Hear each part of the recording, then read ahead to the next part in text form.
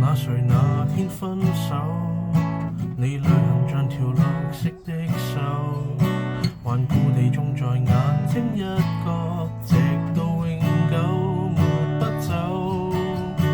但是否又在生活亂流？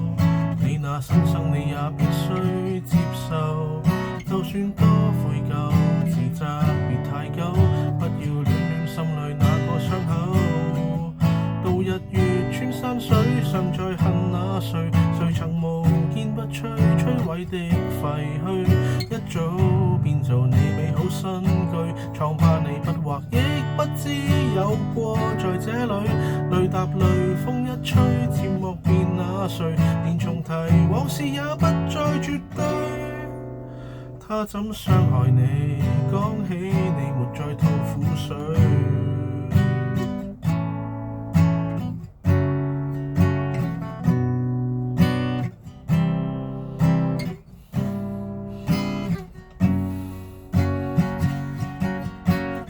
有時你還覺得溫馨，這淚流像存在的表徵，沒有恨過便更加仿似白過半生，冷清清，像突然忘掉尊姓大名，卻記得他教你差點喪命，是創傷太重，或覺悟太輕，使你不懂釋放面對的根性。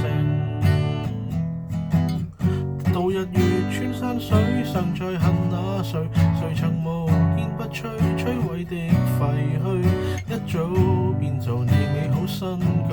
瘡疤你不畫，亦不知有過在這裏。淚答淚，風一吹，漸莫辨那誰？連重提往事也不再絕對。他怎傷害你？感恩替代了那苦水。誰沒兩個致命舊愛侶？不見得就要聽到春天嘅恐懼。